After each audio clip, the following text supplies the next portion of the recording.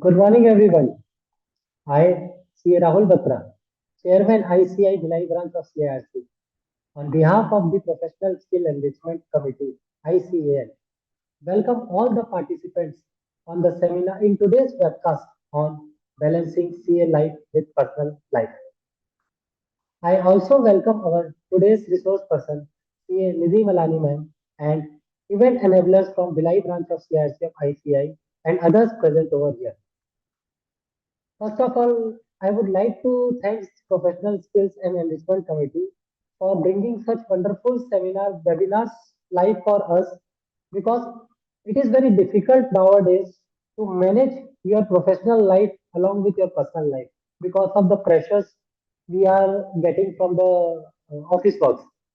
So, without taking much of the time, I want to introduce our speaker of today's session, CA Nidhi Malani ma'am. CA Nidhi Malani as a dynamic chartered accountant for professional enhancement, automation, cost optimization, and system implementation. She is a YouTuber, an ex-PwC employee, professional speaker, a DISA qualified, certified member in alternate dispute resolution. She is a Chennai chapter lead for HMT and Heroes. I welcome you, ma'am. Thank you so much, Rahulji. So I request you to kindly take the charge. Definitely. Hello, everyone. A very good morning, and I hope the mornings are good for you. I'm located here in Chennai, and it's raining quite heavily from last 2 days. I'm sure some other places also it could be raining. But let's keep the rains aside and let's start with the session because it's about work and personal life balance. So that's why I wanted to introduce this rain part as well, because rains are something very personal to each one of us. Everyone would be having some or the other kind of memories associated with rains. And I thought that this is a good start point to kick off our session on work and personal life balance, especially with respect to chartered accountants. I would like to share my screen. Just give me a moment.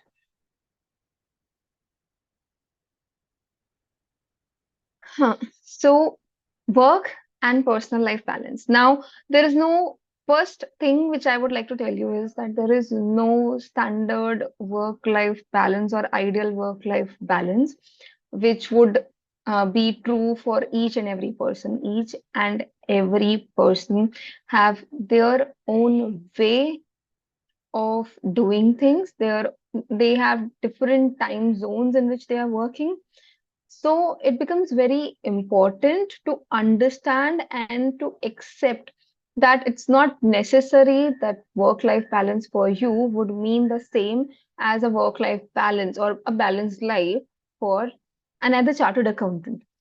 Even if both of you are chartered accountant, even if both of you are, let's say, in practice, or even if both of you are in industry under the same role, it's not necessary that any two individuals are going to have the same definition of work and life balance.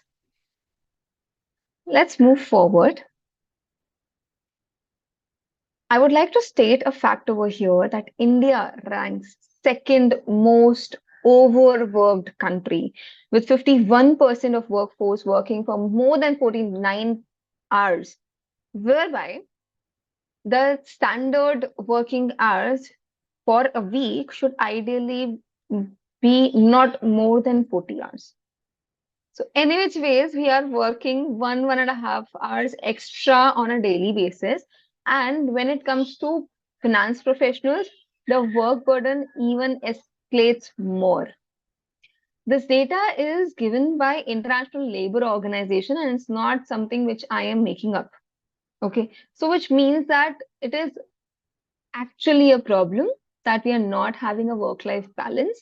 And this is not just a problem for you or me, it is a problem across India, in fact, across Asian countries. As a part of our culture, we tend to work more. So the average working hour for the workforce in India is 49 plus hours for more than 51%, whereby for China it is nearby. It's like 46 hours a week. Even Chinese are working that hard.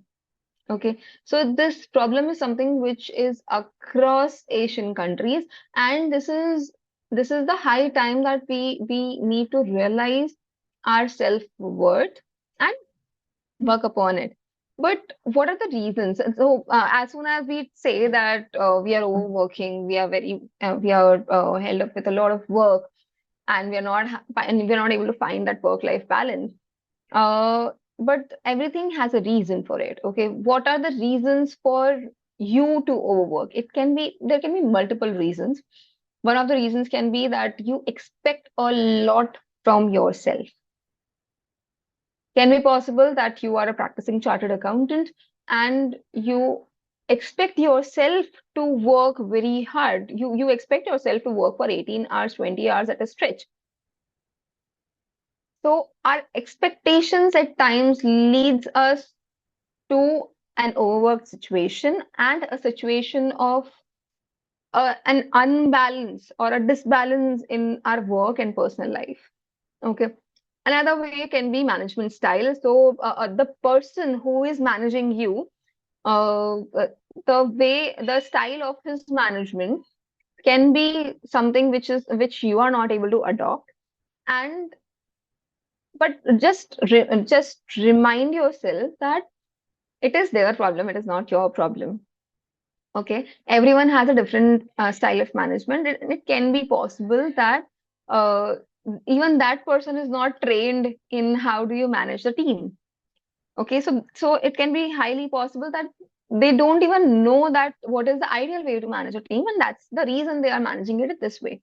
Okay, so as important it is to take feedbacks for yourself and improve, it is also important to give feedback to someone and help them improve. Even if so what max to max what will happen if you give a feedback, if you give a constructive feedback, max to max what will happen, that other person will not apply it, or that other person will think that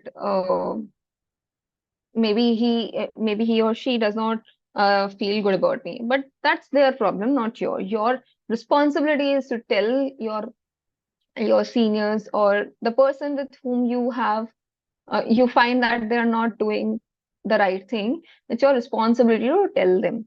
Okay, after that it's upon them that what action they want to take, and accordingly you can take your own actions. Another reason can be inferiority complex. We might feel that everyone else is doing great and it's only me who is not able to perform. But trust me, everyone has went through this stage. In this world of social media, whereby everyone is posting pictures of moving out of getting a new job, of going for an amazing vacation, of buying a new house, of buying a new car, and all those stuff. But at some point, even they have worked hard, they have worked strategically and in the right direction. Okay. So let's not just see what they have achieved. Let's also see that how they are functioning. What is that thing which helped them to achieve this? And if you can adopt it in yourself, or if it can help you in improving in any of the ways. Okay, it can be possible that it's something coming from their forefathers. You cannot help it. Okay, so do not fall into this inferiority complex thing. Then another reason can be frequent deadlines. We have frequent deadlines. So July is deadline, then after that September is the deadline, then October is the deadline, then for some of us November is the deadline, and we are fully occupied with the deadlines itself. Prioritizing others. At times we prioritize what our spouse feel about us, what our in-laws feel about us, what our parents feel about us, what our friends feel about us, or what our colleagues or our seniors feel about us. And we take that to our heart so much that we lose our own identity, and our own stand, to take a stand for ourselves. Okay. So this also leads to an overwork or a disbalance in your work and personal life. Change in environment. At times, when you are shifting to an extremely new environment, this is especially for people who are moving out and going to different city for a better career opportunity, for a better life and better perspective. So the first and the foremost thing which you should be worried about is not your work performance, but it should ideally be adopting to that new environment. It can even be it can even be moving from a very small scale organization to an MNC directly. You will be able to see a huge difference, how how people talk, how people walk, how people rest, how people interact with each other, what the jargons which they use, and you will be overwhelmed by this. It is very natural and it is happening with all the people who have joined with you.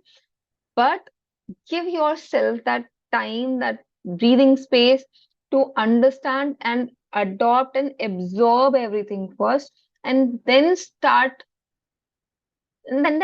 choosing that, is it really what you want for yourself? If yes, then try to adopt it, try to match that level and improve. If not, then think that where do you want to be, what do you want to become, and continue your improvement journey accordingly. Okay. So change in environment can also lead us to an overworked situation or overstressed situation, or an extreme lack of personal life, work-life balance, whereby 24/7 we are into work, we are thinking about work only, and there is no personal life left. Okay, that is an extreme situation which should not happen. So give yourself that time of absorbing things. Lack of personal connect. Sometimes we are when you move out of one place to another, or one city to another, or one zone or country to another. At times you're not able to connect with other people, thinking that there's a saying, and this is an extremely incorrect saying, and this I can say based on my experience. People say that you do not find you find best of your friends only in your school and colleges. You do not find amazing friends at your workplace, and this is bullshit. This is absolutely incorrect. I have found five amazing friends, amazing bunch of friends who, if I ask them to die for me, they would die for me. And that entire thing happened in my workplace. It depends on you, how you approach friendship, how open you are to accept people, trust people, and you will find good friendships in every stage of your life. Literally every stage of your life. You will find great friendship among your with your spouse, with your parents. It totally depends on you, that what are you open to.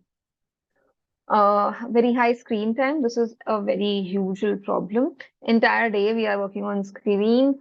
The work of finance professionals are such that we have to give long hours of sitting in front of in front of the screen, in front of the we do not have that privilege to call and walk and attend the call, because the work which we are doing is very much dependent on the Excel sheets which are there in our systems.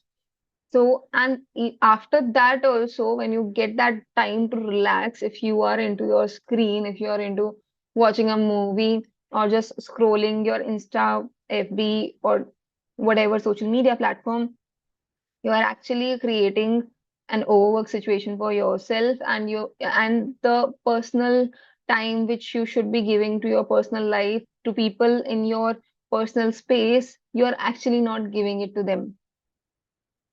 So even if you are chatting with your girlfriend or something for long hours, you are not giving the real time to your girlfriend or boyfriend.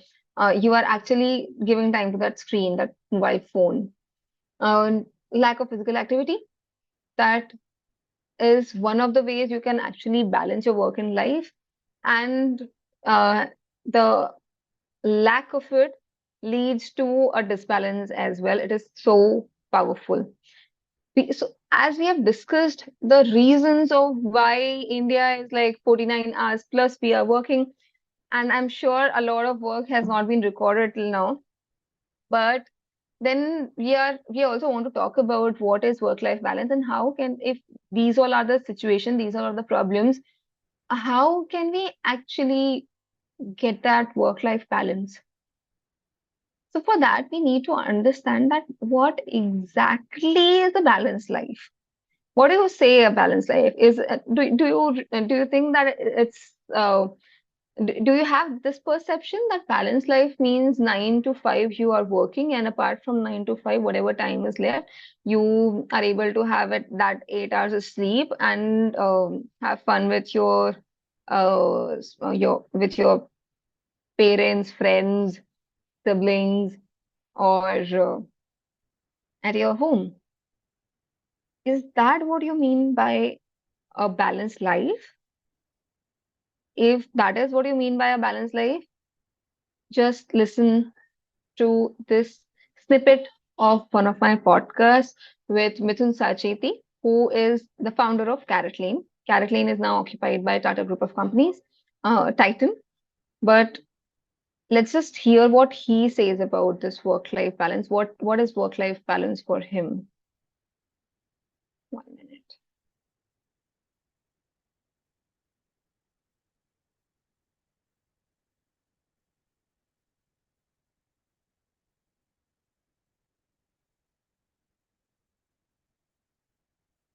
Oh, just a minute.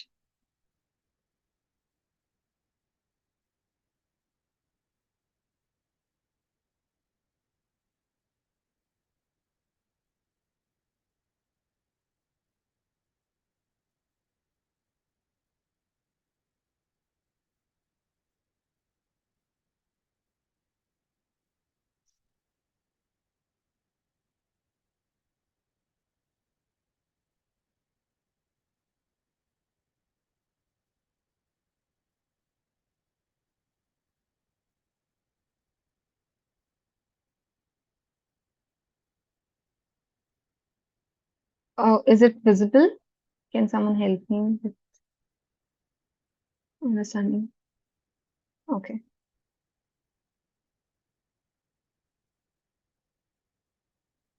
It's audible, right? Oh, 1 minute.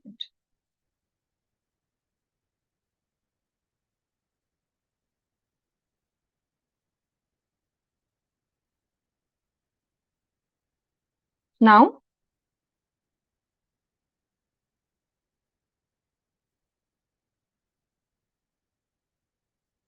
Oh, okay, 1 minute.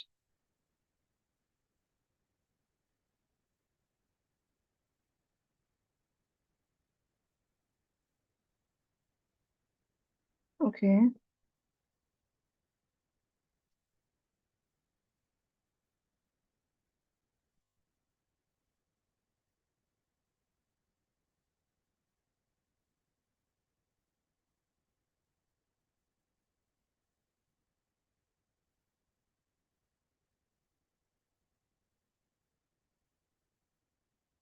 explain it more like work life integration exactly क्या होता है?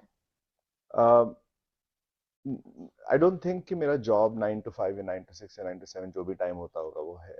कभी होता है कि वो मैं मतलब ऑफिस में भी देखता हूँ, कई लोग 9 बजे आते हैं, कई लोग 11 बजे आते हैं। ये वर्क फ्रॉम होम आज चालू हुआ है हमारे यहाँ, तो लोग जब कन्वीनियंट हो तब उस हिसाब से काम कर लेते हैं। रात को 12 बजे भी बात करते हैं आपस में, और कभी शाम को 4 से 7 कोई दिखता ही नहीं ऑफिस के अंदर।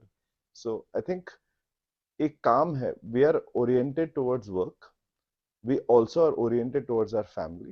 At different times different things takes priority, and we allow people to have that flexibility. That's the way I look at that integration.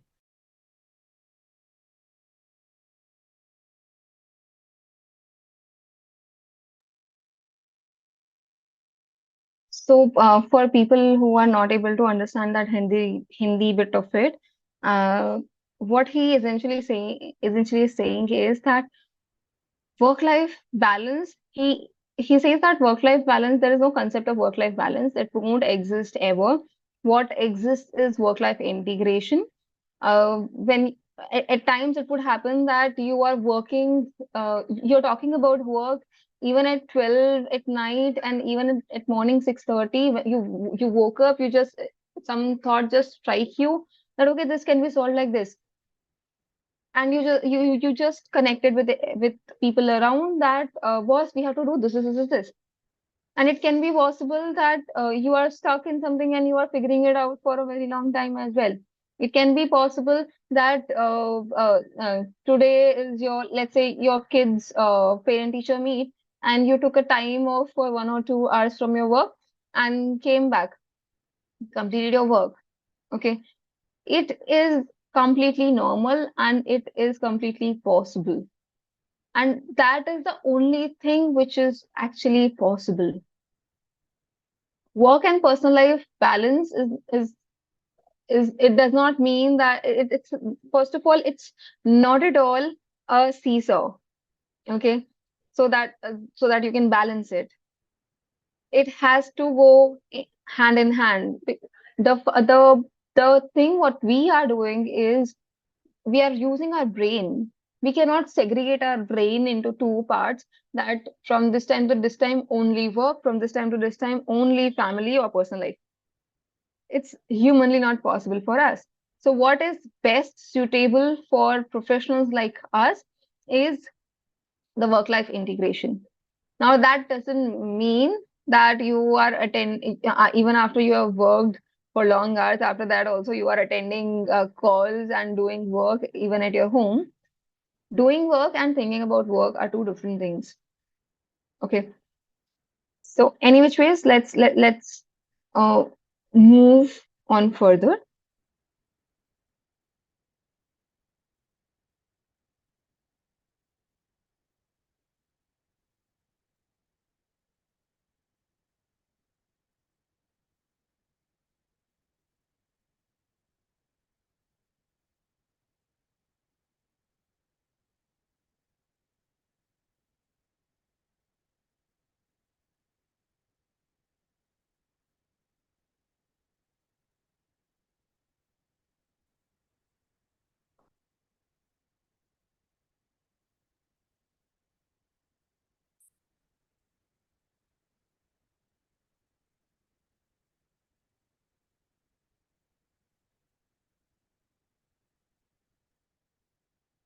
Okay.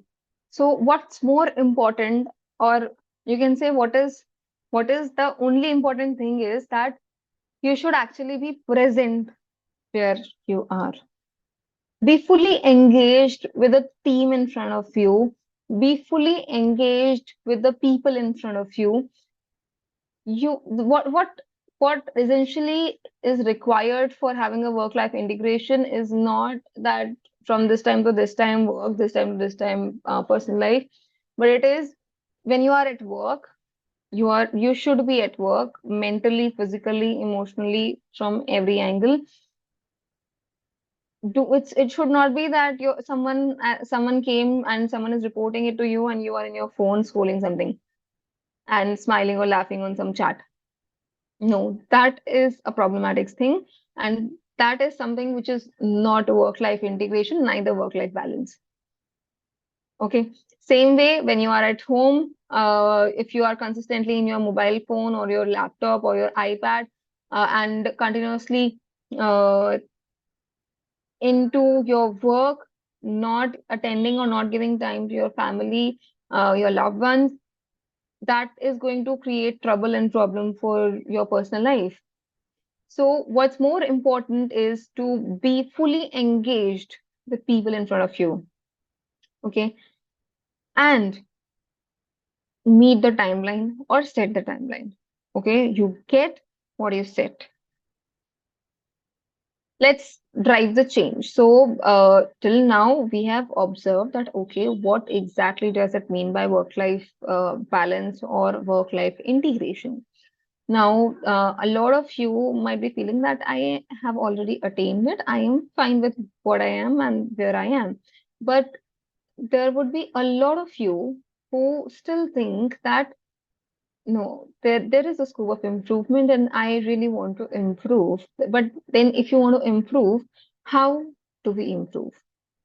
There are three parts, and I would rather say maybe four parts, which needs to be improved. Number one, your mental health.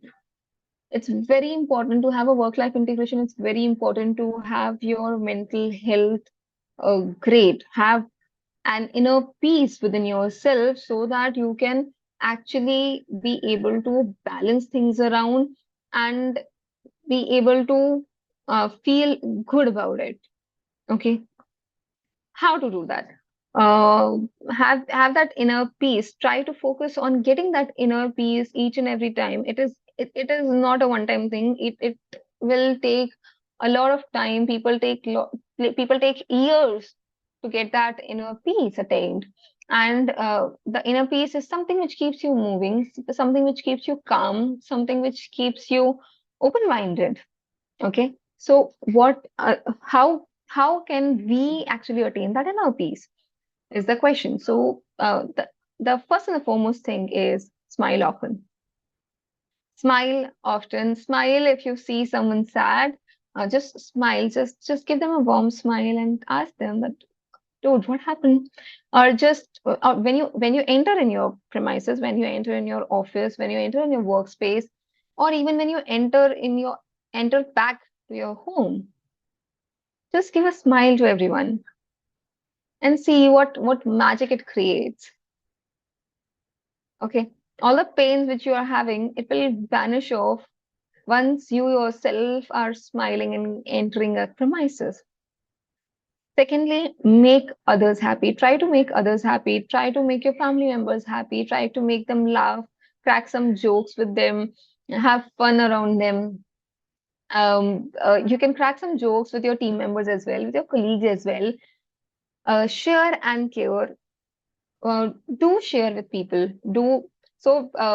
Donation is not just an outflow of money, but it's an outflow of our ego, of all our tensions, of all our stress and worries as well. When you donate someone, when you care for someone whom maybe you do not even know, a lot of warmth comes in, a lot of inner peace comes in for an exchange of it. If you're giving to someone, it might not mean that you will be getting it from that same person, but be rest assured that you will definitely get something, maybe from some other sources. But if you are someone who is a giver, you are definitely going to get, and you'll get in multiples. Gratitude. Next is gratitude. Gratitude is an amazingly powerful thing. So I would like to first start from giving gratitude to you guys, that thank you, thank you, thank you so much for being present over here, listening me till here, and having that patience to listen me beyond this as well, to be there till the end of this session. Thank you so much. Now, this genuine gratitude, does it make you feel good? Even if we are miles apart, even if we are sitting miles apart, does it make you feel good even a little bit? If yes, then just try to understand, just feel that that power of gratitude which you can create for people who are sitting just next to you. Amazing that would be, how warm that would be, how much satisfied you guys are going to be just by having that gratitude.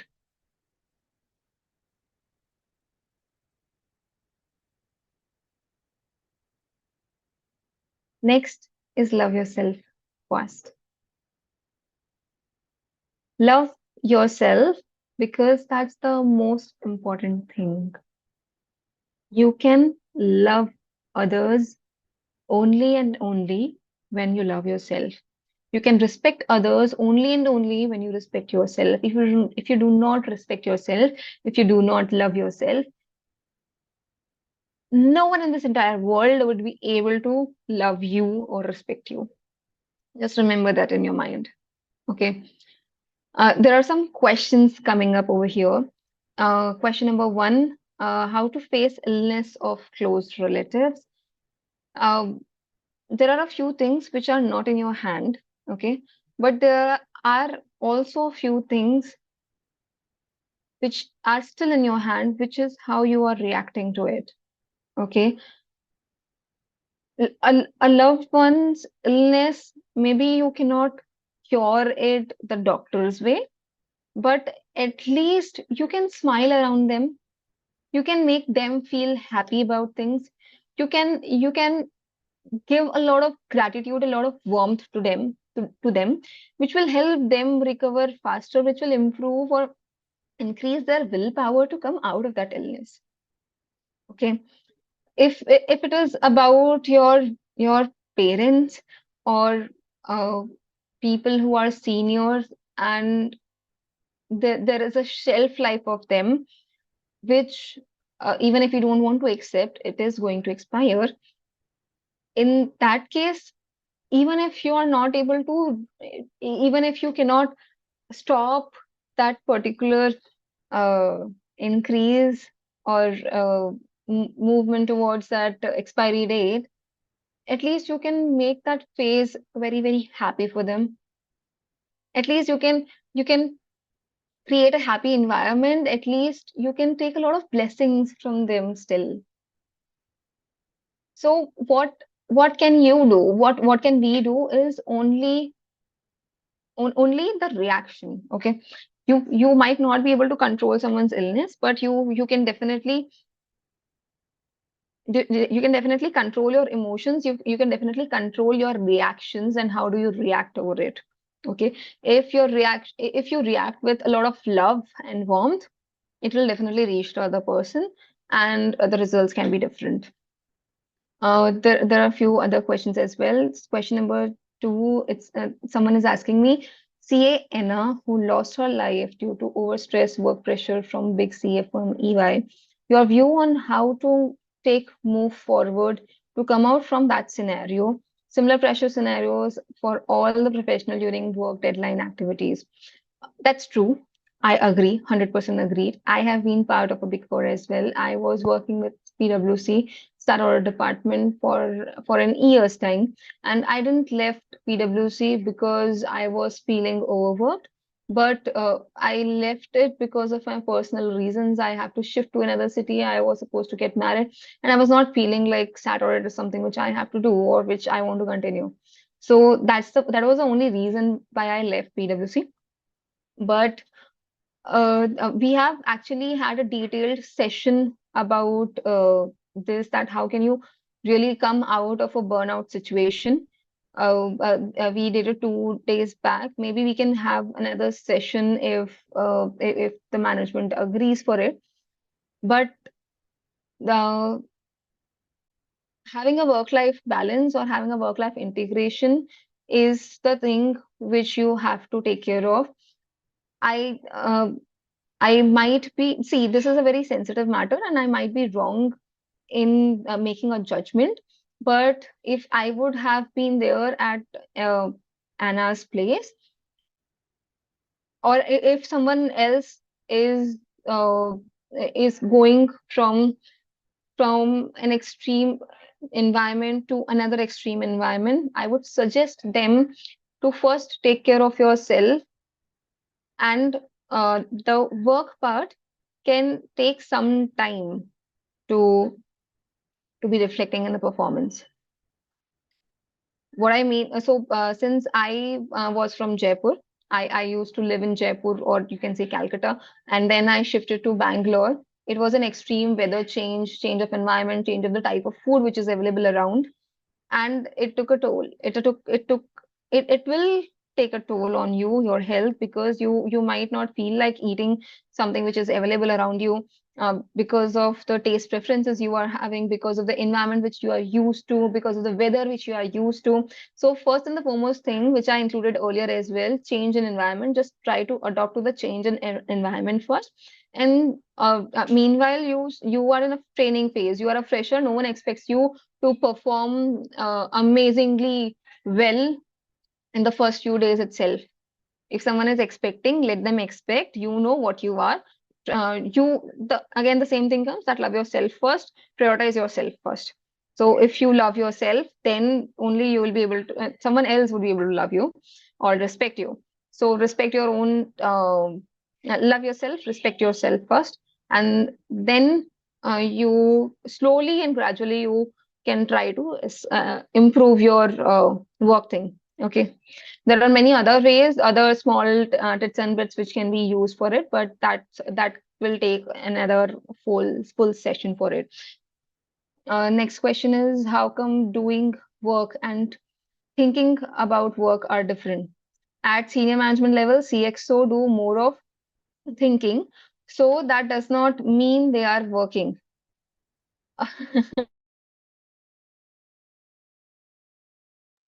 But as I told, that not stop your thinking.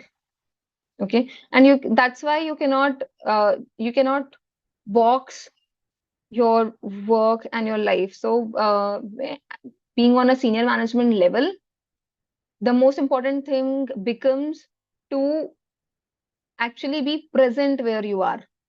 Okay, if you are if you are with your family members and in your mind only your work is running around, you are really not with your family members at that time. You're not really with your loved ones at that time. Okay, so that's what I mean to say when I say that doing the work and thinking about the work are different. If you are thinking about the work the entire time and not thinking about your loved ones, even when you are with them, that's what is problematic. And there are other ways as well, which where you can segregate it. We'll take it further. Now, what to do at the age of 70? At the age of 70, you should enjoy. You should enjoy life. That should be your main goal. Enjoy your life and just guide people around you, guide your team that if that what can they do. Try to make your team strong so that they can take upon tasks and things themselves, and it's not dependent on you anymore. Try to remove your dependencies. That's what the best you can do for yourself and for your entire team, for your entire set of professionals who are sitting around you, who praise you for being at 70 and still being at work. It does not mean that you stop working, but the main focus of your work should actually be automating things, delegating things, and making others do things, making more leaders. Time management, please. Yeah, we'll come to that. Okay, thank you so much for all these interesting questions. Let's move forward. There is one more thing which helps you immensely as a professional to get that mental peace, to get that inner peace, and that is to-do list and timesheets. To-do list and timesheets are a blessing for us if you are able to manage that on a concurrent basis consistently.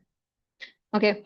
Number one, write your task for clarity. So do the goal setting part. Write your task. Make this to-do list on a daily basis. You can have priorities, so you can use actually some of the tools which we have been working with a lot of clients, and we have been putting in these tools to our lot of clients, which is so if in your office you are using let's say if you're using Outlook or Microsoft Office 365, then you can have this to do. There is a tick mark kind of thing, blue tick mark, and that will help you amazingly well to manage all your tasks and even to assign tasks to your subordinates or receive tasks from your superiors. Okay. If you do not have Office 365, If you are working on Google Workspace, you can Google Workspace also gives you a tiny to-do task. That yellow color icon is there, which is called task. You can use that icon, and you can prepare a to-do list for yourself. That does not help you integrate it with assignments and other things, assigning it to someone else, but you can make it for yourself. Then if you are having a to-do, you can also use different softwares and tools which are available in the market. For example, ClickUp is there, that you can use for your to-do list, which can be integrated with to-do list of your employees or your team members as well.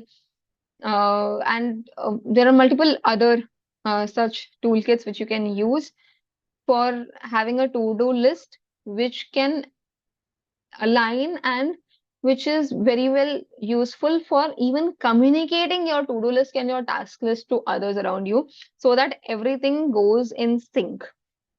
Okay, so that everyone is at the same page of understanding.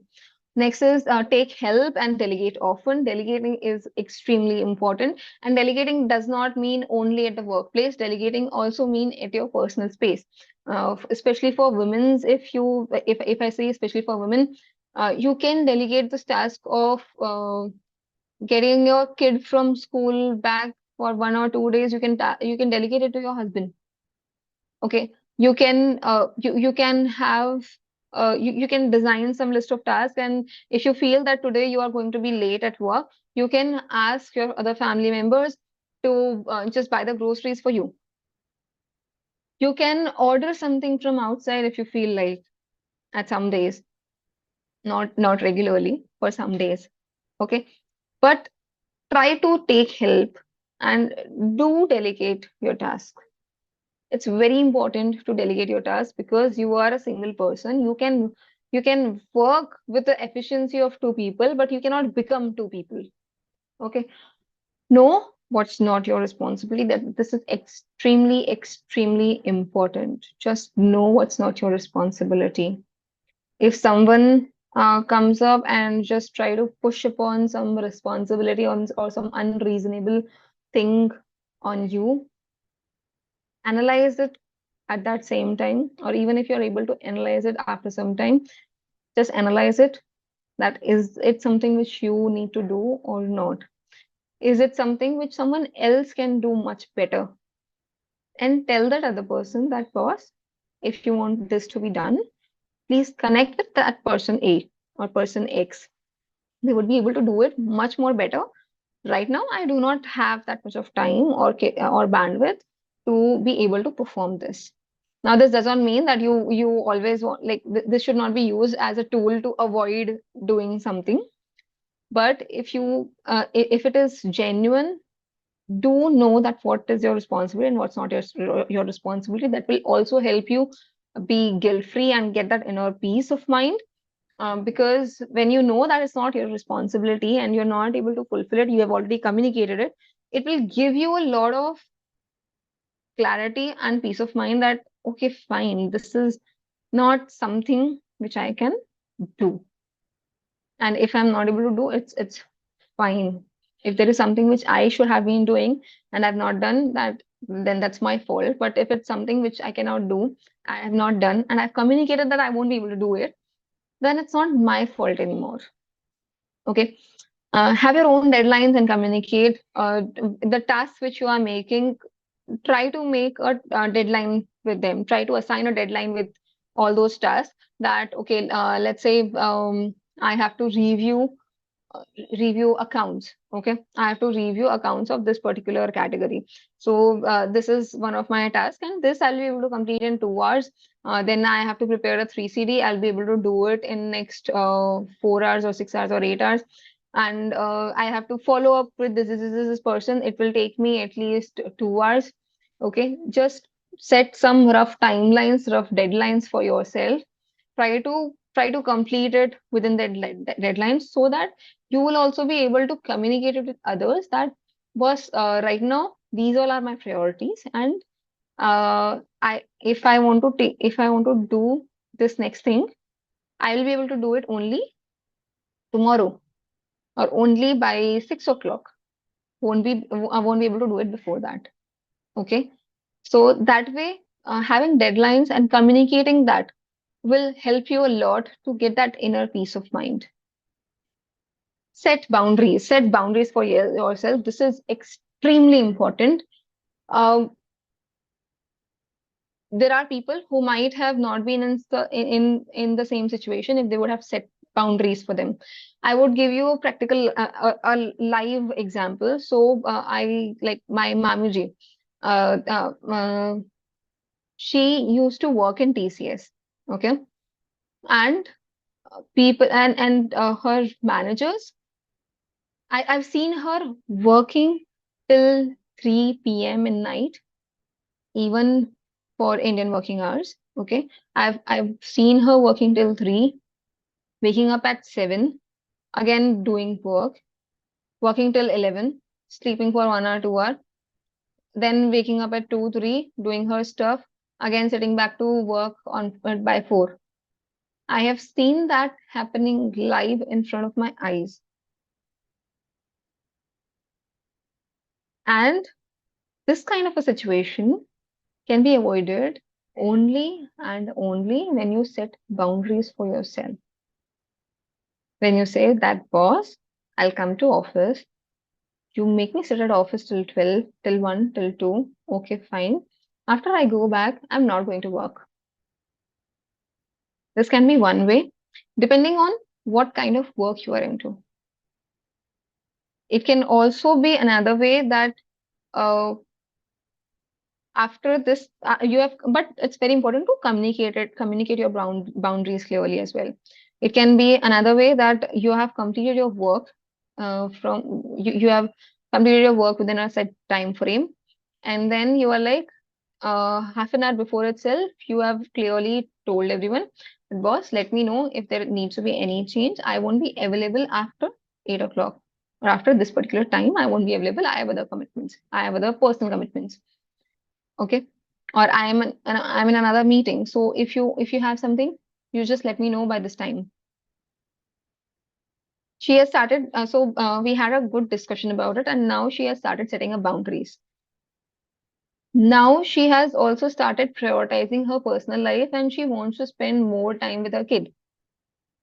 So what she has done now working hours are only working hours for her.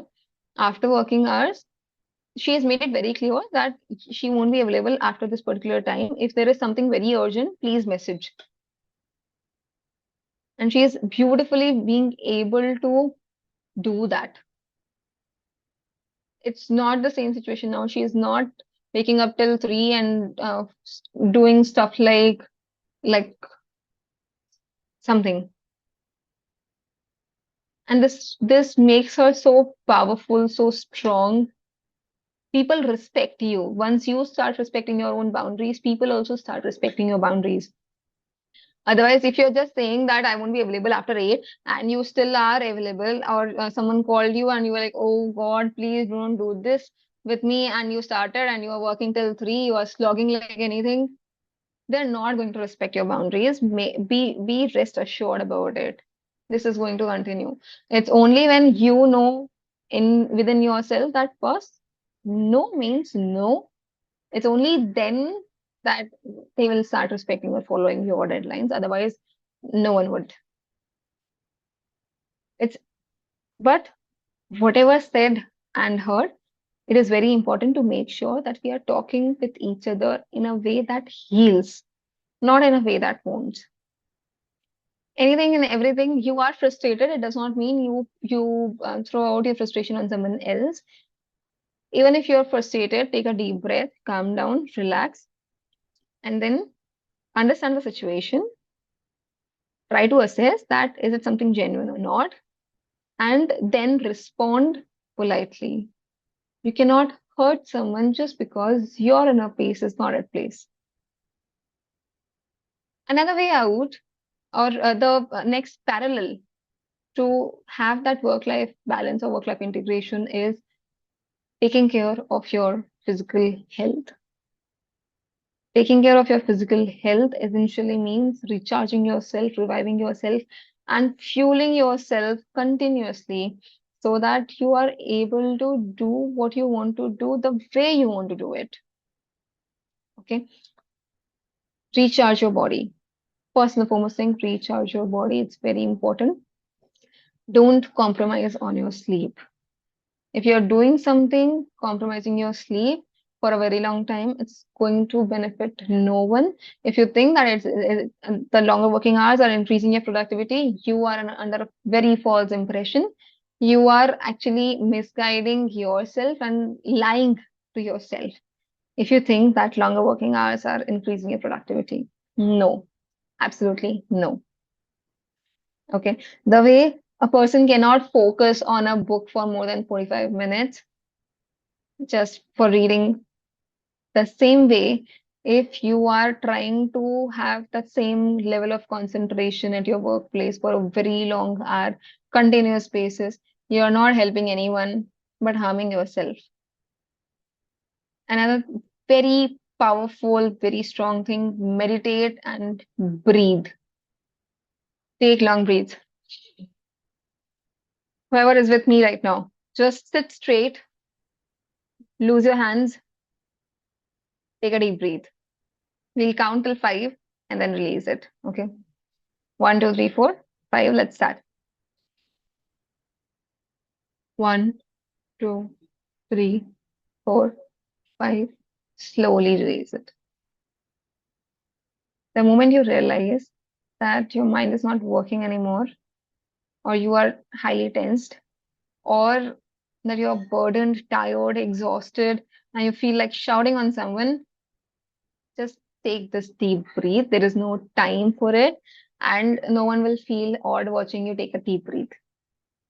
Okay, this is something which is very much doable everywhere, anywhere, anytime. Okay, switch to some at least switch to at least one physical activity. This you can do as soon as you wake up. This you can do as soon before just before going to sleep. It can even be as simple as running at the same spot for a minute, or with breaks for 3 minutes, 5 minutes, whatever you feel like. If you feel that you do not have a proper space to do exercise, that's why you're not exercising. You don't have the time to exercise, that's why you're not exercising. Your schedule is not fixed, that's why you're not exercising. All these are excuses, simple, white excuses. These are lies which you are telling to yourself. This is something which is limiting your own self belief on yourself. By making all these statements that no one allows me to go there or here, and that's why I'm not able to do something, that's why I'm not able to take care of my health. All these are your limiting beliefs, nothing more than that. If you really want to have a physical activity, you can do it even in a space which is as small as a tile. It totally depends on you. You can do stretches anywhere, anytime. Okay, just doing like this, or just putting your hands at back and doing this. Only these stretches, these simple stretches, can also help you keeping your body in a moving state and not getting jammed. Okay, so I used to think the same way. Literally tell you, I used to think the same way. At times, especially when it rains, I can't even go for walking outside.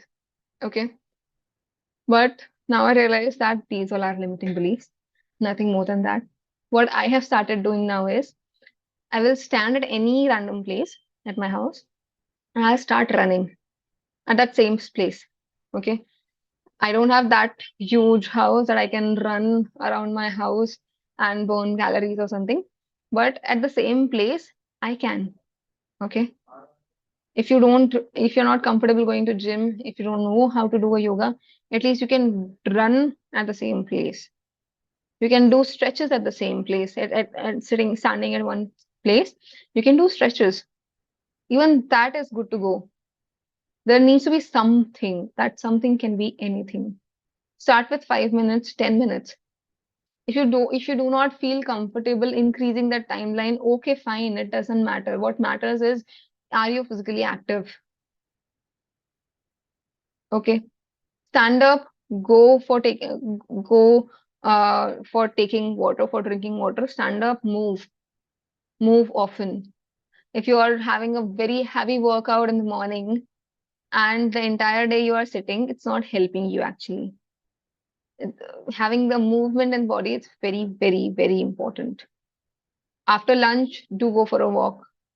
Okay, you can find small excuses like climbing upstairs for reaching to your office, or climbing upstairs just like that.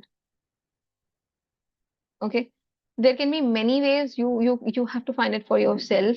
There are many videos available on YouTube. There are videos like for 30 minutes you have to only walk, and it's really effective. It's extremely effective. Just search on YouTube walking 30 minutes exercise. You will find amazingly simple yet beautiful exercises which would help you being active. Okay, but start something. Okay, nature's touch. It's extremely important to recharge yourself, and it helps beautifully. Just go around, dip your legs in soil. Okay, play with soil, or you can maybe take a short break just after your deadline gets over. You can go for a trip somewhere near, somewhere far, depending on availability of you and your loved ones. You can do plan a trip. You can even plan a solo trip. These days there are many platforms which arrange group trips where you can go solo, you can join them, and there will be troop formed. Not necessary that you know each other. There will be a guide with you, and that guide is going to take you to all places. It becomes safe as well for you, and you have a surrounding as well who can accompany you, who can take care if something goes wrong, and who can assist you as well. If you want to go solo, go solo. Join these groups. Find it on Instagram. You'll easily find it. Find it on Google. Just Google search it. Okay. But it is an amazing way to recover not just from work stress, but also from personal stress. It will help you recharge and revive your mind like anything. You will get a lot of fresh perspectives when you travel. And one very important thing, morning sunlight for at least 10 minutes immediately after you wake up.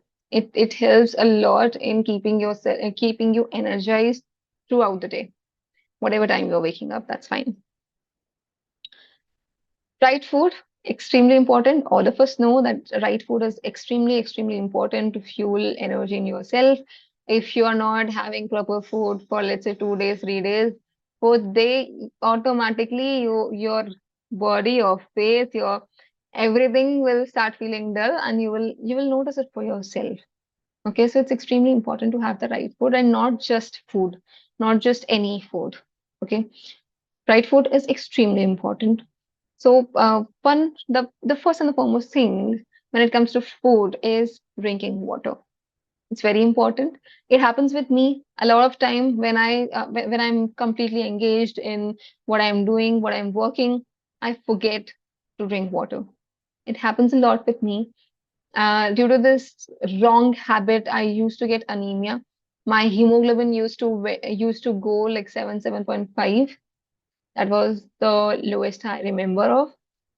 Today it is around 12.5, and it do take a lot of efforts to care for yourself. It's not easy. 100% agreed. I'm with you. I'm in the same journey. So, and every day is a learning. Every day is a new scope of improvement. So have a water bottle just by your desk. If your sitting hours are very long, find reasons to drink water. I've completed one slide. I'll drink water. Where is my water bottle? It's not there right now. So sorry. Okay. So find reasons for drinking water. That is one way which by using which you can actually combat this bad habit of forgetting that you have to drink water. Okay, you stood up, drink water. You're sitting down, drink water. You have completed a task, drink water. You have completed a session, drink water. Find small reasons to drink water. You saw someone drink water. Okay, you can find a lot of such reasons, but find some reasons to drink water so that you drink more water. Different people have different tendencies for this one. What some people do is they would drink a lot of water, one bottle, 1.5 bottle at once in the morning itself before leaving to office. Some people do it throughout the day. Some people would do it after they are extremely thirsty and dying out of thirst, and then they will be drinking a lot of water together. Whatever helps you, but drink water. It's extremely, extremely important. Best way is that you drink it throughout the day. But if it is not becoming possible for you, if you're not able to implement it, ensure that you are at least drinking water, whatever is required. Switch to simple yet nutritious food. Uh, Nutritious food does not mean always having a complicated food. Like it does not mean that you have to have paneer butter masala only. You can simply have paneer slices, just roast it off on a tawa on a pan. Just put some ghee droplets, roast it off, just bake it, fry it, anything. Within 2 minutes, within a minute's time, it will be cooked. You can have that. Sprinkle some salt, sprinkle some black pepper, and you can have it. It's amazingly yum. Okay, you can have fruits. Always, you can always switch to fruits. You can always switch to fresh vegetable salad.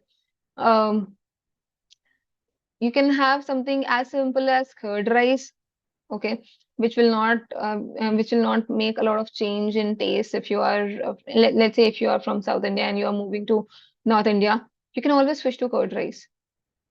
The most safe food which you will be able to have, yet nutritious, yet it will give you a lot of energy, and you'll be happy with the taste as well. Okay. So same way, there are many such, so you can have a set of at least 7 to 8 recipes for you that are very simple yet nutritious. So in times of deadlines, you can opt to these kind of dishes. For times where you have a relatively good amount of time with yourself, you can always have something different, something good, something tastier, or some experimental food, something which is a bit more complex, which you feel like eating. You can have it. Okay. Have 1 bowl of fruits and 1 bowl of vegetable salad daily. Okay, it's extremely important. And try to have a mix of 2 to 3 fruits in your diet. This would help a lot in not just energizing you, keeping your mind balanced, keeping your skin glow, and keeping your brain active. Okay, always have healthy snake bite handy. So the thing which we are into, the profession which we are into, we tend to have heavy workloads suddenly as well. Or people who are in industry, they would be facing it every month end. People who are in practice, they would be facing it every deadline. Okay. Uh, so what you can instead do is you can you can always keep some quick bites in your bag. Quick bites, by quick bites, I mean there are these small 10 rupee chickies available in market. Okay, very small packaging. You can always have that. You can have something like yoga bar in your bag always. You can have something like maybe Snickers or 5 Star always in your bag, which will instantly help you feel full in your tummy, and it will also help you. It will keep you healthy as well. I won't say that 5 Star would keep you healthy, but at least it will help you not starve and be able to focus. Snickers is always a better option because it has peanuts, but peanut butter chikki or normal peanut chikki, or having chana, you can have very small box in which you can fill chana, uh, the grams, black grams. So you can have that roasted grams in your box and keep it with yourself. Okay. whenever you're feeling extremely hungry and you know that you cannot move out of your desk right now, you can always open up that small box or open up that small packet of your uh, food bite and have it to relax yourself and your tummy and serve it something. Okay. It's not handy to take fruits along with you, but if you can, you can also opt for taking fruits along with you. Fruits like banana or an apple, if you're comfortable eating apple directly without peeling it off and cutting it properly and all those things, you can always have that apple along with you. You can have pomegranate just you can like keep the pomegranate, like even after peeling off, you can keep it for a long time. So you can have a small box where you have pomegranate kept in it. So depends on what suits you the best. Again, I'll go to from the first slide. Your work-life balance is your work-life balance. It can be different for person sitting next to you because your body is different, your requirements are different, your conditions are different, you are conditioned in a different way. Okay, what suits you might not suit someone else. Your priorities might be different. The people whom you live with can be different. Okay, so whatever suits you the best, have it, but make sure that you are having something. Okay, you can have buttermilk. Buttermilk also comes in pouches these days. You can have that. You can make it at your own place and get it in a tumbler with you. You can carry it with yourself. You can but you can have anything what you think is good for you, or what suits you the best, what suits your body the best. But important thing is do have it and do not skip any meals. Extremely important. Do not skip any meals. Do have something, and try to make sure that that something is something healthy and it's not going to harm you. That something should not be chips or kurkure. Okay, it can still be banana chips, that Kerala style banana chips, but it should not be that potato chips of Lay's or kurkure, something like that. No. Okay, but yes, it's very important, extremely important to have the right food. Now, career fulfillment, thriving professional life. Work-life balance will be incomplete if we do not talk about the balance within your work life itself. Okay, within the work life itself, there is a lot which we suffer through. So, the deadline thing which I was talking about, you can easily skip out of that deadline loop if you are actually able to plan early. If you are having set goals for, let's say, the entire year, you have a set of goals, a plan for for your entire year, and you have even before this year has started, you have planned it that okay, this is things are something which I'm going to achieve in this year. If you have that clarity of goals, you can communicate it with your team. Once you've communicated with your team knows that where my boss wants to go. Okay, what is that is expected out of me? What is something which I can do which will help achieve the targets which are set? Okay, and if you plan early, you can actually start early.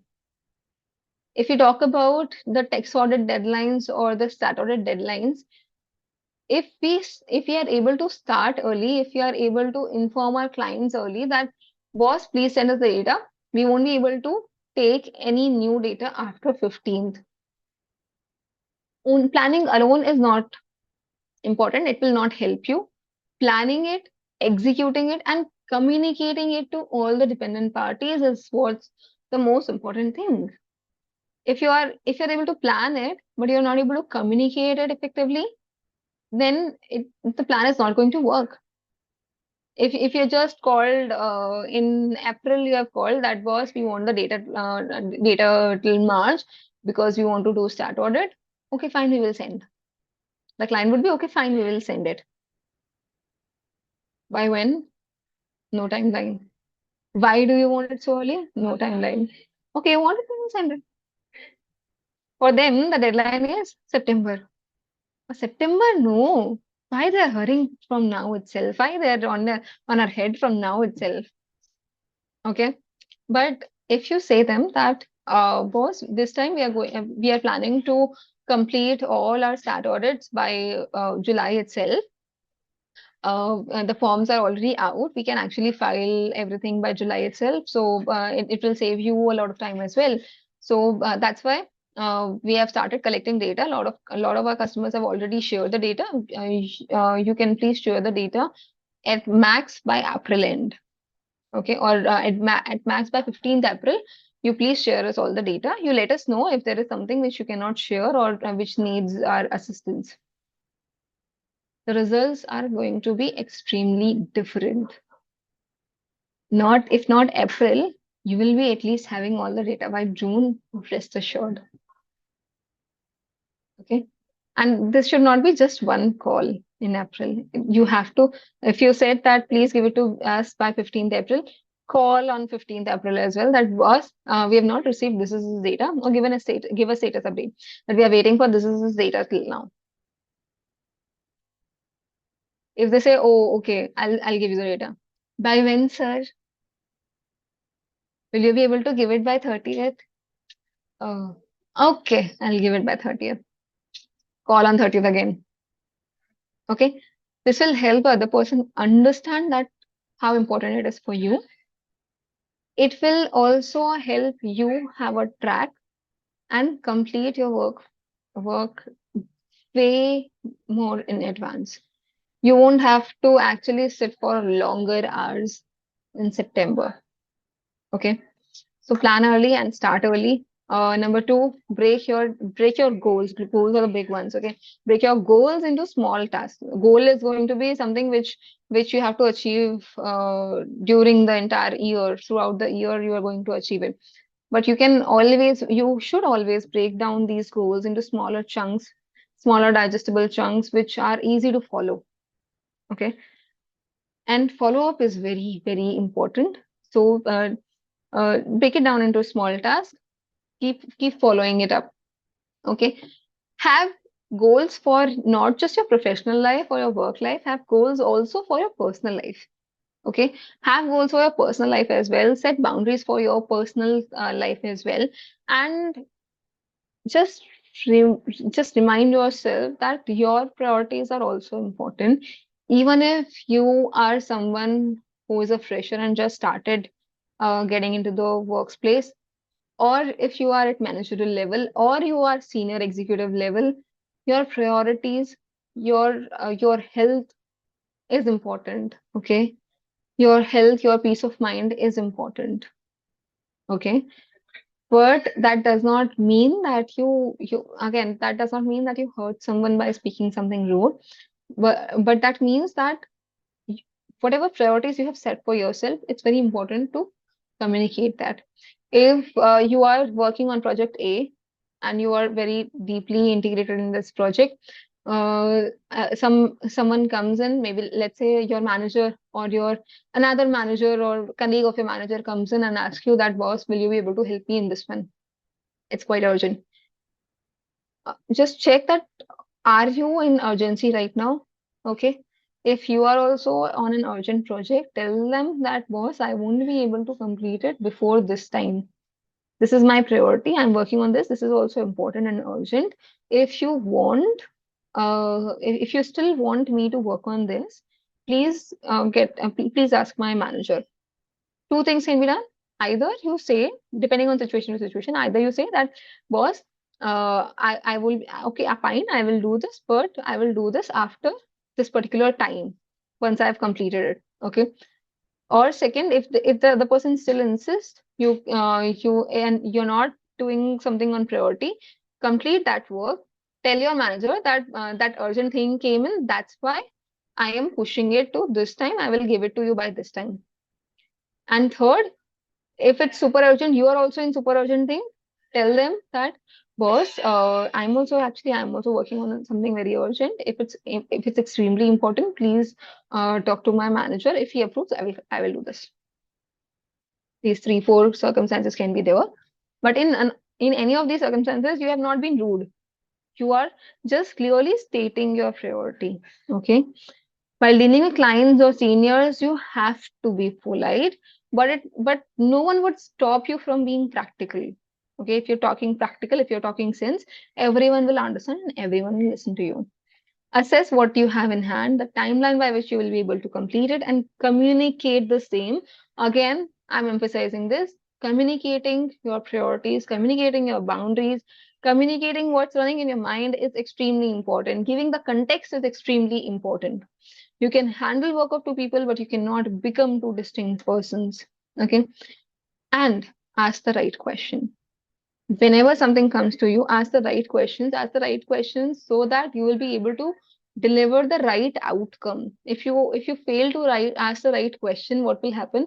You will do an entire project, you will complete it. At the time of delivery, it will come out that no, I didn't require this. What I said was something else. What I meant was something else. This was supposed to be done like this. All these inputs you will get. You will go back, you will do the work, you show it again, and again there will be some or the other kind of inputs coming in. Okay, and you'll be frustrated. Okay, but if at all you have asked the right questions, that boss, why do you, okay, I will do this, but why do you really want to get this done? This why will get you a lot of context and a lot of answers prior hand itself. If you know this why, you will be able to deliver better. Okay, you will be able to focus on the right thing, and you will actually be able to give the right answer within less time. The output would be much more effective. So it's extremely important to ask the right set of questions. Why do you want to do this? Why and how should I do this? I am planning to do it in this manner. Do you want to give some input? Is this the outcome which we are expecting out of this activity? Extremely important to ask the right question and learn to say no to people, projects, responsibilities that do not align with your goals, be it workplace, be it personal space. Learn to say no. Okay, saying no is also an art. You cannot be rude, you cannot be disrespectful, and yet you have to state that clearly that, boss, it's not that I don't want to help you, but if you do it this way, it would be much more better for you. Okay, learn to say no. Say at workplace, you can clearly say no, that boss, this is not something which I want to do, or this is not something which I was thinking that I'm made for, or I would be loving to do it. Okay. You can say no clearly in workspace, but in personal space, it becomes much more tricky. Okay. For most of the things which your parents are asking you to do, you'll have to do that. There is no skip route out of it. For most of the things which your spouse want to do, you can have a few discussions. But if there is something which some distinct relative of you wants you to do, you can actually assess and think that is it something really which I have to do or want to do, or there is someone who can help this person better. Okay. And don't sweat for small stuff. Okay. Why do you have to accept that what your parents want to do and you end up doing that? Because you don't want to sweat on the small stuff. Materiality is not something just meant for work projects. Materiality is something which also works amazingly well, helps you beautifully in managing your own life. Okay. If you're at a managerial position, materiality will help you a lot in avoiding micromanagement. Okay, if there is something which is above your materiality level, it's fine, let the junior do it their own way. If it is something which is something around your PM, performance materiality, then you can look into it, that is it going the right way. But if it is something above your OM itself, you have to get into it, and boss, what is this happening? This is not at all acceptable. Okay, what are you guys trying to do? Let me check. if you are following this materiality concept in your management style as well, in your lifestyle as well, you will end up becoming a much powerful leader, because you will be able to help create much more leaders as you are. It's fine to ignore a few things. It's completely fine, completely normal to ignore a few things. Okay. Think about it. Laughter is the best medicine. Sleep is something extremely powerful. Use positive statements often. Listen to the said as well as unsaid words, especially when it comes to your personal connect, be it at a workplace or at personal space. But you have to listen to the said as well as unsaid words. Okay, if when you say something and the expression of someone changes, do read it. Okay, they are humans. All humans are driven by emotions. Doesn't matter it's your workplace or your personal space. All humans are driven by emotions, and so listen to those unsaid words as well and react softly. Okay, you don't have reaction is something different. Reaction is something which should be very much controlled. Okay, words have spells, because why reaction should be controlled, because words have spells, and that's why they are called spellings. Okay, whatever you say, the tone with which you say it, the clarity with which you say it makes a lot of difference. Okay, every comment getting viral will have followers but not necessarily respect.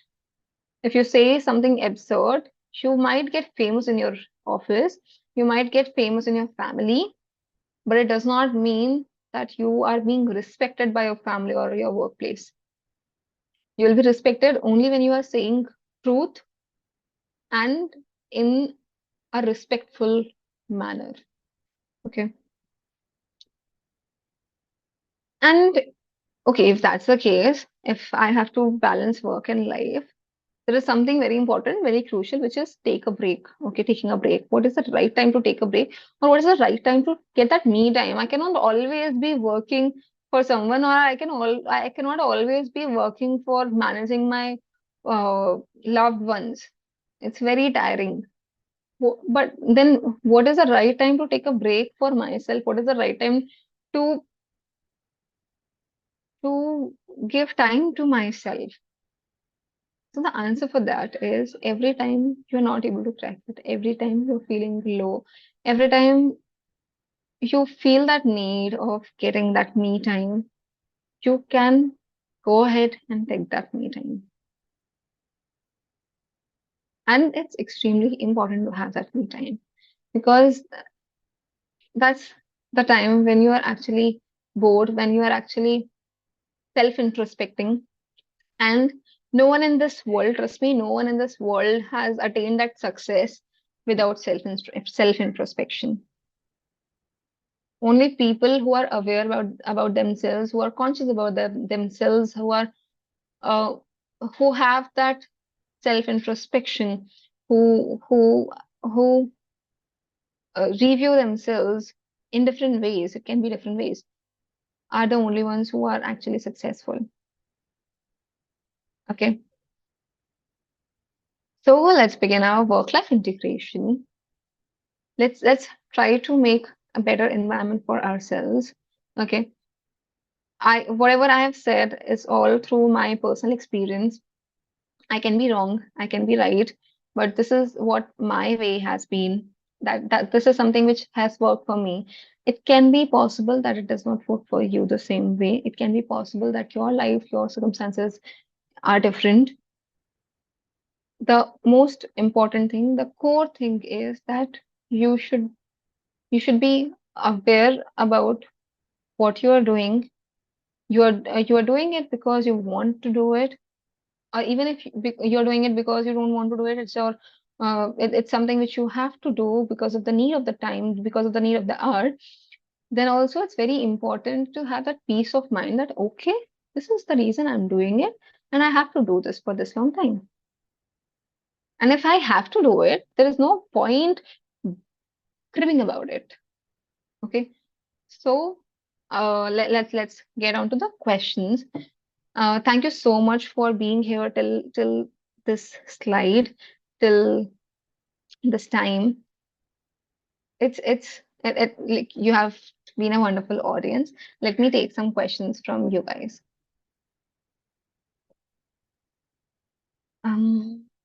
Okay. Being a mother of newborn, how can I balance both my career and little baby? I do not want to compromise my responsibility as a mom in front of career and vice versa. Okay, so I would like to give you a small fact. Okay.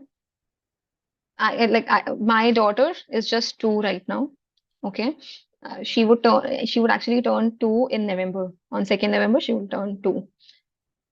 What I have observed for myself, what I have felt in my own body, that 1.5 months you are strictly advised to be within your own room.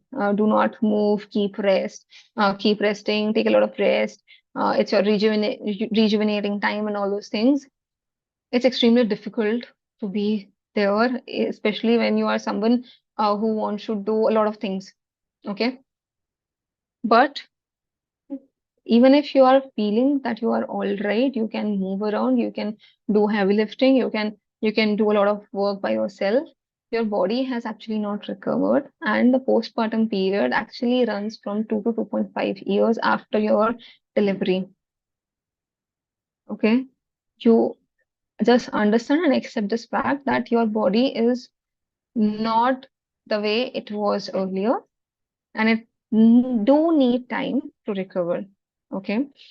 If you are going to get into your full-fledged work again, then you might end up feeling extremely tired, extremely exhausted, and disconnected with your kid. Postpartum depression can hit you strong. Okay, so take at least 6 months time. It's crucial. It's next to impossible to move out of that zone before 6 months. Meanwhile, because you would be feeling very vacant that am I doing something wrong to my career? You will be in a guilt trip for that. So what you can instead do is you can have an upskill. Okay. There are a lot of AI related courses these days out in the market. There are many other courses. Okay. So you can maybe work on your personality. You can work on building up your LinkedIn profile. You can work on building up your own profile, your own persona. You can read a lot of books. Uh, uh, you can pursue some courses which you have always wanted to do, but you're not finding time to do it. Do all those things. Okay. It is not at all compromising your career. It is not going to compromise your career. In fact, you can, if at all you're not having a job or a career right now, you can always, um, uh, you can always say that first I was actually upskilling and these all are my certifications. Okay. That will help you a lot. Number one.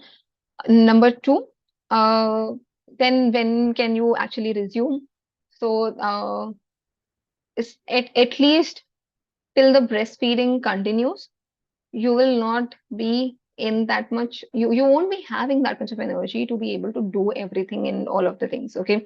As your baby is growing, your baby is just newborn, as you are saying. So, uh, the moment you will think that the schedule of my baby is fine now, it is already all set now, the next moment the entire cycle of your baby, the entire setting of your baby will get disrupted, and they will start reacting something different. They will be changing every 15 months. Every 15 days they would be changing. Okay, their habits would be changing. The way they are doing things, they are playing around. Everything is going to change. Okay, so you can right now for the newborn. Please give time to your baby and yourself for recovery. After 3 months, you will be able to easily be able to dedicate 2 to 4 hours. Okay. Now it depends on you. If you have some opportunities where you can go and work for only 2 to 4 hours, you can pursue that. If you don't have such opportunities, you can spend this 2 to 3 hours in upskilling yourself and taking care of your baby. It totally depends on you. Till the time breastfeeding continues, you can assess the options which you are having, and what condition are you in. Words are also like a medicine. Yeah, for some, words are also like a medicine. They can also help you heal a lot. So let's make sure that our words are not uh, being septic to someone, but are healing to someone. So are working as medicine only. Continuing with the change of place situation, if we put work secondary, we tend to miss really a lot of things, knowledge or skills, and it is difficult to catch up afterwards. No, it's not. It's not. So even if I talk about Big Fours, when you join in, you are mostly in the training phase. Okay, was very simple, very simple. Okay, if you're hiring someone who is a fresher, who is new to your organization, you know that already. You have taken that person on board after knowing that this person is a fresher. This person do not have any experience. Okay, and also that this person is going to take some time to get adopted to our entire process. Okay, so everyone is already mentally prepared that you are new. Okay, so do only whatever you are able to do. Don't try to outperform something.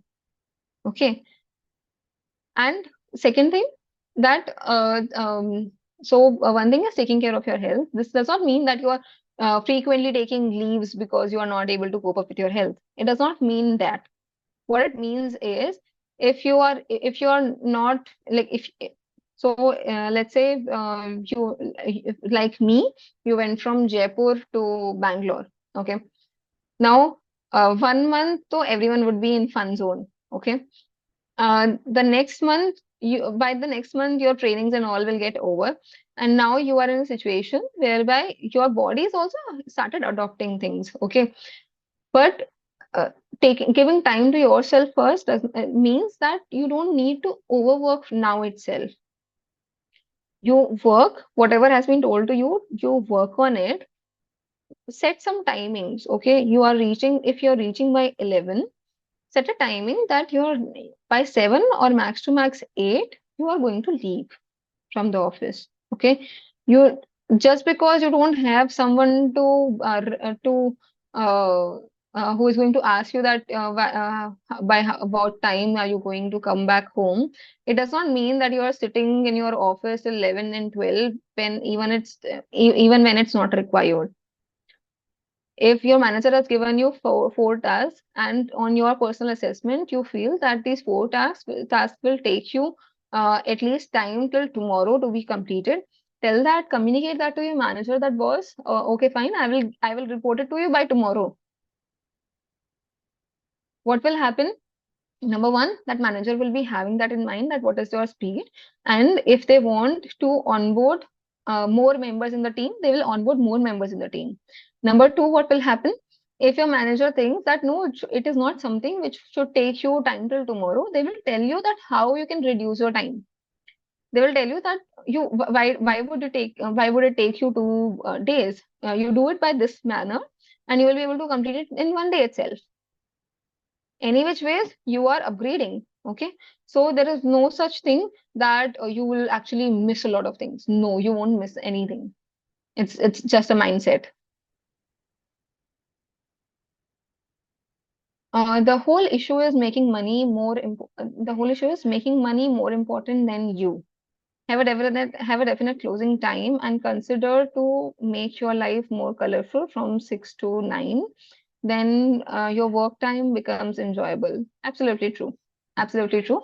And as I said, it can be work-life balance or work-life integration can be different for different people. If it suits you the best, please go ahead with this one. Nowadays, there is a talk around that one needs to work for 70 hours a week, 60 hours a week. Kindly provide your views on this. Is this an exaggerated one, or is really feasible? It's not at all feasible. And this talk around 70 hours a week, 60 hours a week, it is like 1.5 years back. It started. It started from Infosys founder, Mr. Narayan Murthy. He made a statement that I used to work 70 hours a week, kind of.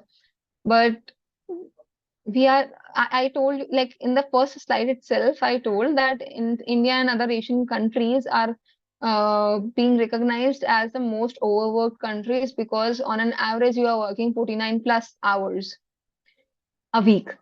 So if 49 plus hours a week itself is an overwork, how can you even imagine that 70 hours a week is something something must do, or 60 hours a week is something must do, or a healthy practice? It is not, and it can never be. Okay. Now there is another point of view to look at it, which is that uh, for someone who wants to build up something, or for someone who is passionate about a thing A. Now, okay, let me take my own example.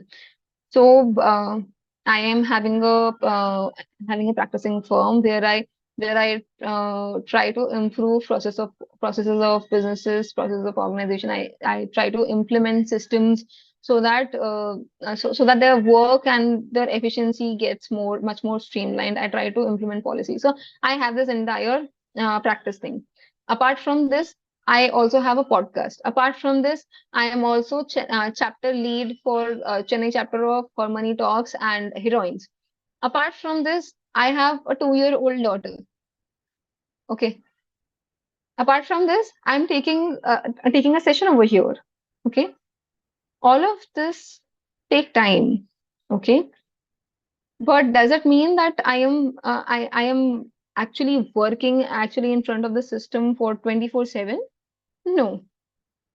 What it essentially means is that my mind is always working in a way that, okay, what more can I do? Or this 70 hours a week actually, or 60 hours a week actually includes your thinking as thinking as well as executing time. It can be viable or it can be fruitful only and only in that case whereby you're always cautious about what more can we do, or what new can we do, or your mind is always open to receiving ideas. But if you are doing it actually 70 hours you're spending on screen, even in this world of AI and automations whereby it's very easy and extremely important, crucial to get the automations done or have systems in your place, even after that, if you're spending 70 hours a week, you're actually wasting your time. What you are essentially doing is you are trying to read law, and you have actually read 2 pages, but after reading 2 pages, you are like, what did I just read? Nothing went into my mind, and you're reading that again. Essentially, that's what you are doing if you are actually working 70 hours a week or 60 hours a week. If you have to do whatever work you assign and cannot say no in such a situation, what to do? Tell them that I would be able to, yeah, okay, fine, I will be able to complete it by this time because this all is also there in my list. You let me know if I have to reprioritize it. Simple. Respect yourself, respect your work, respect your time. The other person is going to respect you. But yeah, if you are saying that I will be able to complete it in 2 hours, you have to complete it in 2 hours. Okay. Fitter by losing 15 kgs of weight. See, being fit and healthy and losing weight, I personally consider it as two different things. Okay. For losing weight, I've seen people who stop eating things. Okay. I've seen people who reduce on their diet. That might help them lose weight, but that does not make them healthy. You will be able to work and be present in your personal life as well only and only when you are healthy, not just by losing weight. Being healthy is much more important than just losing weight. I have gone for cycling in a cyclothon for more than 50 kilometers 2 weeks ago. It's really amazing. Oh, amazing. That's great. Congratulations for being able to complete it. And congratulations for taking that chance to, or taking that initiative to actually go there and do it. How to balance after 65 years of age of the members? So my answer would remain same, that if you are 60, 65, 70 years of age now, uh, uh, your first priority should be being happy. How can you be much more happy? And for being more happy, you need to lose control, need to actually delegate control of a lot of things to your subordinates. Okay, if you do not have, if you think that you don't have um, subordinates who can take it up, try to merge your firms. Like you, there would be some other organizations as well, some other firms as well, who there are firms who are struggling to find more work.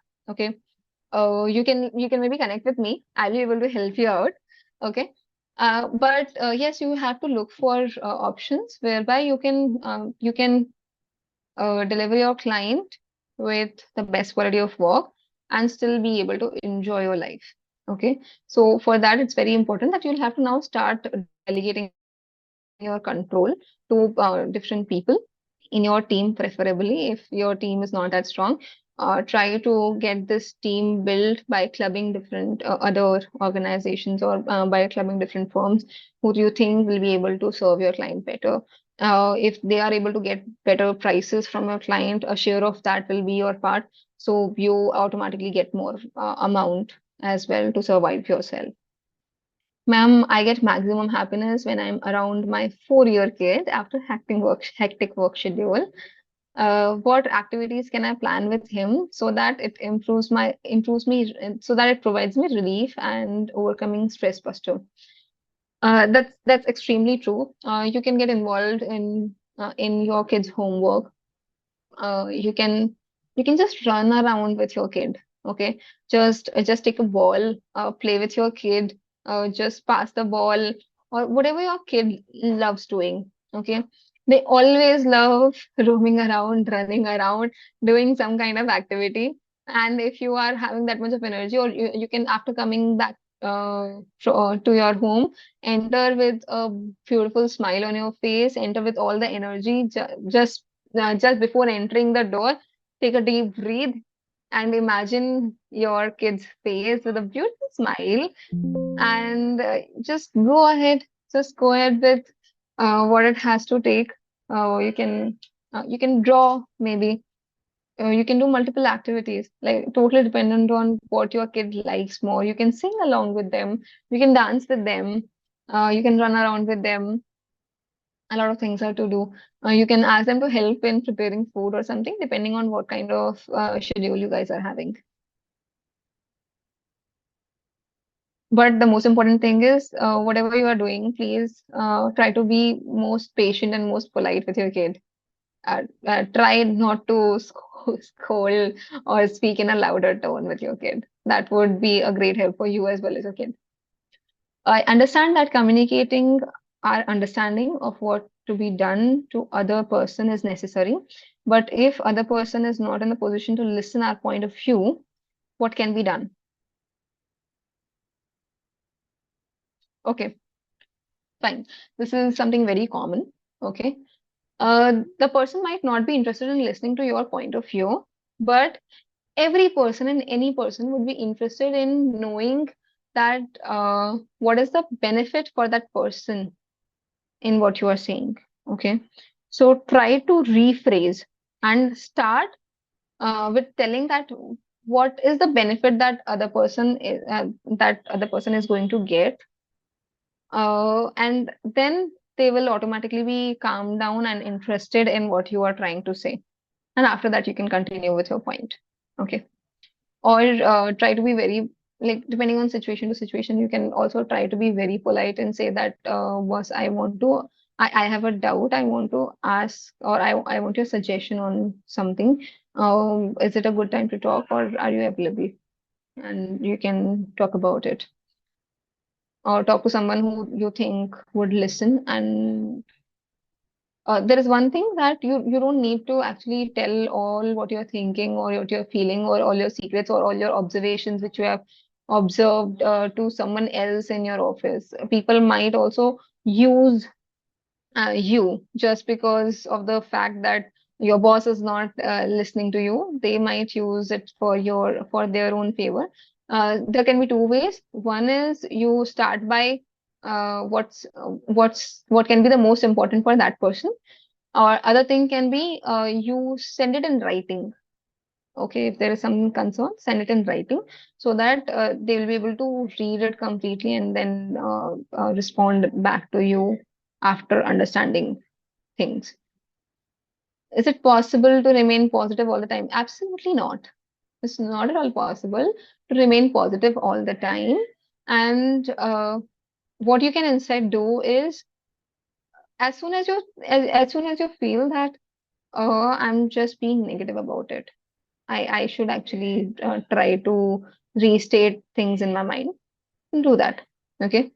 I'm not saying you won't be angry forever. Okay. If anger exists as an emotion, it exists for a reason. It would be existing for a reason. But what's more important is, are you able to channelize it? Are you able to be conscious about what you want? Okay. I've mentioned about meditation, but there is one more thing which I would like to mention here, and it has helped me a lot. Spiritual practices, whatever your religion is, try to devote some time to connect with that Almighty, to connect with that universe, to feel connected with the universe. Be grateful to the universe as well. Talk to the universe. That was this is all is happening. This is the thing.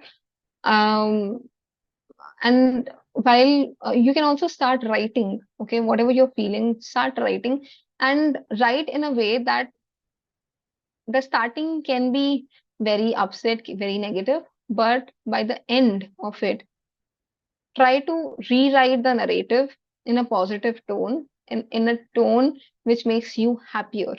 Okay, that can also help you a lot. How do I memorize everything related to a profession? No one could memorize everything related to a profession. But once you have read your entire course deeply, you know that this answer, where are you going to get this answer? Okay. So you can always refer back to that book or to that article, club. If you have read something very good, you can make a note of it, keep it in Notion docs or use tools where you can actually compile your notes, and you can always go back there and read it out. And how to stay focused on our goals and not deviated easily. It's a difficult thing, but to stay focused on your goals, you will actually have to review your goals on a periodical basis. So what you can do is, once you have set your goals, it does not mean that you will be opening them next year only. You can have a tendency to open it on a monthly basis, review it, that how aligned are you with your goals, or do you really need to change your goal altogether? Okay, that can also be a possibility. Depending on situation to situation, you can think about it. How to manage when more than two deadlines fall at the same time? Plan early, execute early. That's the only way you can manage executing two deadlines at the same time. And if you and just assess that, is it something where you would need more resources to complete it in time? If yes, then get more resources. There are a lot of CA communities, CA WhatsApp groups you can get added to in your regional area. And you can always ask people that I want some resources for 1 day, 2 day, 3 day or something. And you will be able to get it. As part of CA life, we have many deadlines, true, and things get hectic. How to manage long working hours and health, especially sleep. See, if you have to compromise your sleep for 1 day, 2 day, it's still manageable. The third day, you can have the entire day as your sleep day. Okay. But the problematic thing is, if you are skipping your sleep for continuously more than a week's time, that is something which will end up reducing your productivity immensely. So it's better, you better is you sleep for 10 minutes, wake up, do your thing, sleep for 10 minutes, wake up, do your thing, sleep for 10 minutes. Even that is fine. Sleep at your desk itself, it's fine. Okay. But completing your sleep is utmost essential. Setting boundaries can also help you a lot. Okay. For deadlines, managing deadlines, the only thing is you'll have to start early. You will have to start early by split your thing in some subtasks. Start early. Have a very strong follow-up. Only that thing is something which can actually help you manage deadlines effectively. Why do we look why do we look more stressed versus some other nationalities for the same kind of work? I'm asking this question as I work for an MNC. Some people from some other nationalities, um, okay, see, one thing is that you can just go ahead and try to build a personal rapport with that particular person itself and ask them that how come you are able to manage being looking so young. Okay. Other thing can be there are many environmental factors and many cultural factors which also get into picture. For example, in any of the colder regions, your skin would definitely be more stiff. Okay. If okay, and let's say we are talking about the coastal areas only. Okay, India and let's say Korea. Okay, in Korea, you will see naturally people think a lot more about their skincare. Okay, from the childhood they have this habit of taking care of their skin, taking care of their skin, keeping their skin very hydrated. Okay, they eat stuff like that. They eat a very high protein diet. They use products which keep their skin hydrated. Okay, so there are a lot of factors, not just one. Okay, if you feel that you are looking stressed, and there's a recent study which came out that if you are running at least 30 to 40 minutes a day, it helps you reduce your stretch marks or your aging by 9 years. Start running. Okay.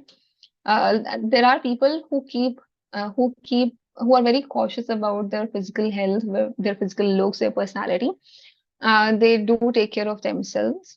In India, we have seen a lot of our parents having tummies and they're comfortable with their tummies as well.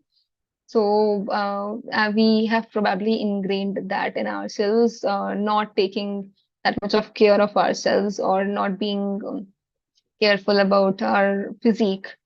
Maybe that is one of the reason. I do not have any specific answer for this one based on the nationalities. But if you feel something about a person who is from different nationality, you can always go and ask them or over chat or something that how come you guys look so good or so stress free while I'm not able to do it. So can you just suggest? That would help. What about family issues affecting professional life? That is always going to be there, and that's why the first thing which we discussed was having an inner peace, smiling often. Okay. All right. So I'll give you a situation. Let's say there is a situation. Let's say it was an extremely tiresome day in your office. And when you come back to home, like, oh God, यार इतना tired day था. I'm so exhausted. I am not feeling good. I'm feeling so tired. My boss is like this. That colleague is like this. This person did this to me. This person did that to me. Blah blah blah blah blah blah blah blah blah. And they are going on. Now, your family members, what would they think? Yeah, she is not in a right office, I think. It seems that she is in a very toxic environment.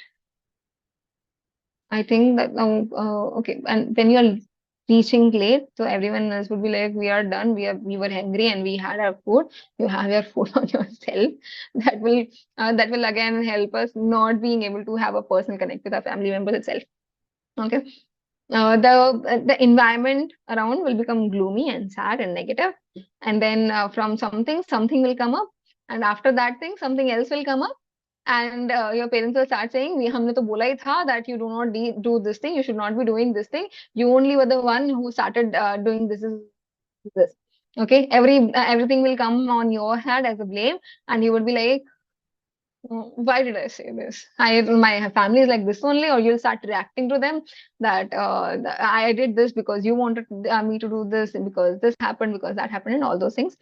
But then let us imagine a situation whereby when you enter in your house and you are like, okay, fine, whatever has happened. Let it be. It was something in office. Let it be in office itself. Now, at least now I'm at home. Okay, and you enter with a smiling face. Okay, full of energy. Hello, everyone. How are you? What all have you done? How was the day? Okay, and you're entering with the smile itself. The entire energy will get changed. Okay, everyone would be like, "Oh, nice, yeah." Everyone would be talking about all the positive, good things. What has happened? Okay, that's how powerful your smile is. That's how powerful that energy is. Okay, it can change the entire thing. It can change the um entire environment, entire vibe around you. Okay, so try to bring in that smile, try to help others, try to make other people laugh. Okay, so that's maybe something which you can do. And if even that does not work in your situation, try to do that at your workplace. At least you will be finding inner peace at some place. Like you need to have some person connect at some place. Okay. When you have family problem, illness, etc. in the family, which needs priority in such a situation, how do you balance? If something needs priority, you'll have to prioritize it. There's no second thought about it. For example, my father-in-law is going to have a kidney transplant now. Okay, the date is scheduled for 29th. Um, I request everyone to just pray for him, his good health, and he's able to recover. And my mother-in-law is someone who is going to donate their kidney. Okay, I have a 2-year-old now. So does it mean that I should start thinking about it, worrying the entire day? And even if I'm sitting in office for 4 hours, if I'm worried about, okay, what is going to happen? How am I going to do this? What will happen to my personal life? What will happen to my professional life? I won't be able to work. I won't be able to work now also because I'm just thinking. I'm not working. I'm not executing. Okay. Rather, what needs to be done is, okay, whatever, fine. This is a situation. My family is my priority. Okay, fine. Then what to do? How much time do I have for work then? If I have, let's say, 2 hours or 4 hours. Okay, 4 hours I can devote for work, 2 hours when she's sleeping, and 2 hours when she's playing. Okay, 4 hours I can devote. I have to plan my work accordingly that in a way that I can complete it in those 4 hours. Okay. It can be possible that for some time I'll have to shift some of the responsibilities. I might have to say no to some of the things, some of the other things. But if the family is priority, I'll have to plan it accordingly. There's no point cribbing about it or feeling sad about it or feeling negative about it. At least the good thing is that they will become all right. They will be fine and they will be healthier. Okay.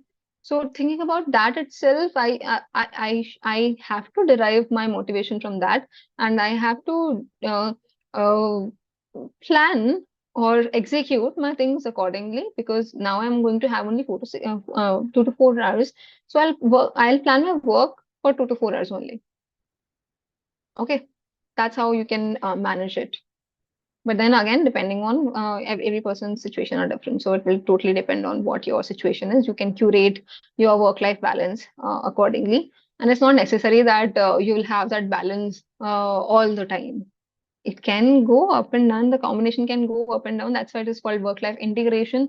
That's why work-life integration is a much more better word than work-life balance. There have been times when you have prioritized your work more than your family. Okay, so now if your family wants a priority, what's harm over there? You should be doing that. Yeah, thank you so much for being here. Thank you so much for such huge number of questions. Thank you so much for interacting. Thank you so much for understanding and being patient. If at all I'm able to contribute anything in even a single bit to your work-life integration journey, I would be damn happy.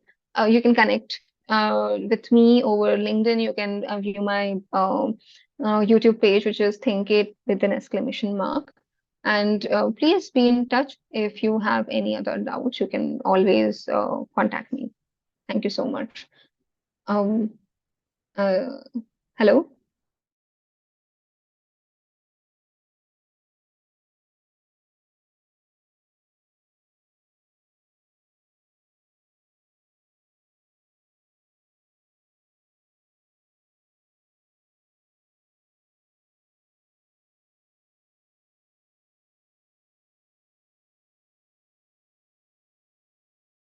Malani for her nice relation towards that one is work-life balance. And we are Thank you so thankful much to for each inviting, and sir. everyone present over here in this session. With this, we conclude today's session. Thank you to all.